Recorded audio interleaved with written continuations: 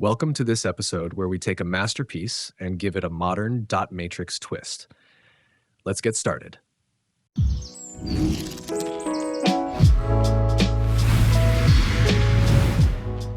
To kick off, we start by importing the libraries needed for our dot matrix project. Let me break them down for you. First, we have NumPy, a powerful library for numerical computations. It's the backbone for handling arrays and performing mathematical operations throughout this project. Next, matplotlib.pyplot is imported for visualizing the results.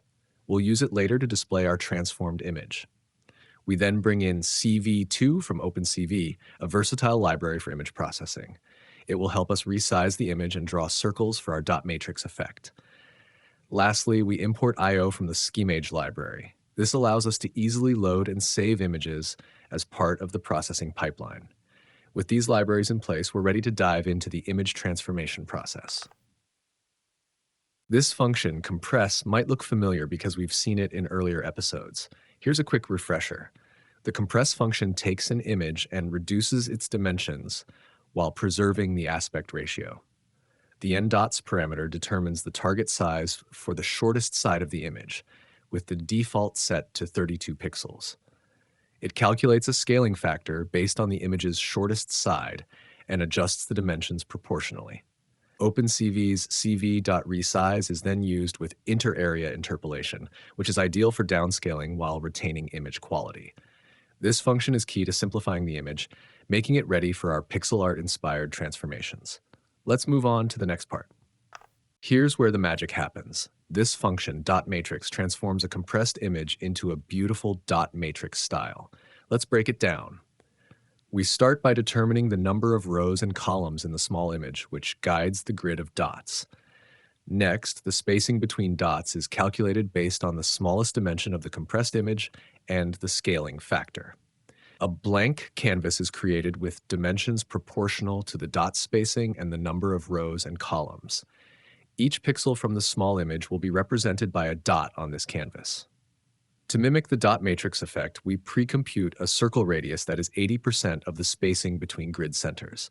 This ensures the dots have a consistent and pleasing size. For every pixel in the small image, the function calculates the position of the corresponding dot, samples the pixel's color, and draws a filled circle with anti-aliased edges using OpenCV's cv.circle. The result is a smooth and visually appealing grid of colored dots. The function returns the final image, transformed into a pixel art-inspired masterpiece.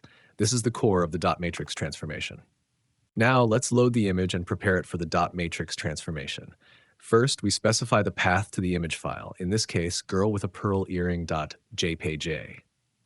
Using io.imread from the scikit image library, we load the image into a NumPy array, making it ready for processing.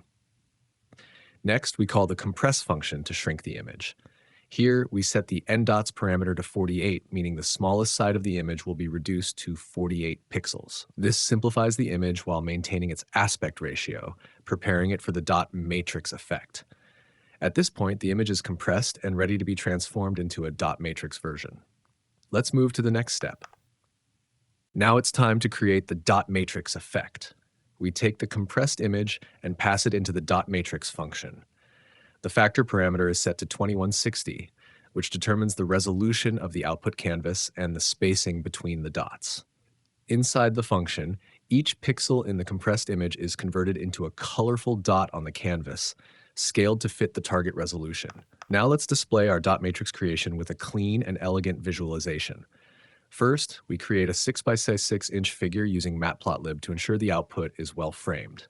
Then, we use plt.imshow to display the transformed dot matrix image. To keep the focus solely on the artwork, we turn off the axes with plt.gca axis off, removing any distracting ticks or labels. Finally, we set the figure's background color to black, adding a sleek and modern touch to the presentation. This step brings the dot matrix transformation to life, showcasing the final result in a polished and professional way. Finally, we save the dot matrix masterpiece to a file so it's ready to share or use later.